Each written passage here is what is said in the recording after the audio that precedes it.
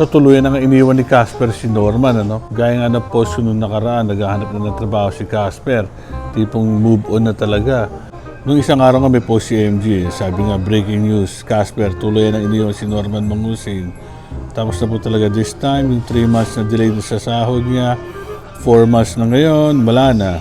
Good luck daw kay Casper sa tatahakin mong bagong karir. Yan, sabi niya.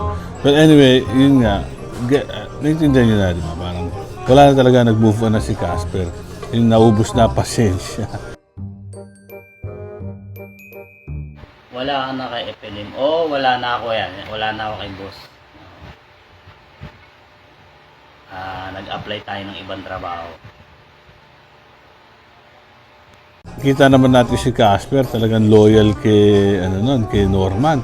Talagang hindi siya umaalis sa tabi. Literally, nandun lang sa tabi ni Norman, ano man mangyari. Kahit nga yung huling pagkakakulong kay Norman, nandun lang si Casper, tagadala ng mga kailangan niya. Siguro, pagkain o kung ano man, mga kailangan niya. Pabalik-balik siya doon sa kulungan, di ba? Kaso, binaliwala ni Norman. At imbis na bayaran niya yung sweldo ni Casper, pinang-casino.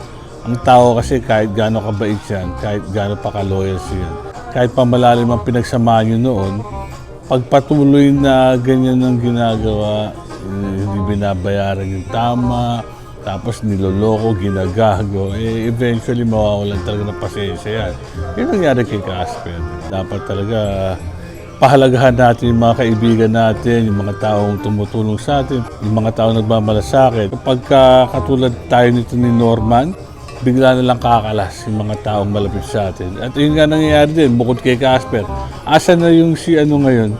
Nakikita pa ba natin si Alex Pabella? Wala na, di ba? Dati kasama niya yun sa mga live kasama niya sa mga lakad. Ngayon mukhang kumalas na rin. Ewan natin kung ano talaga yung nangyari sa kanila. Pero malamang isa na yun, yung pagiging ni Norman, hindi sumusunod sa usapan.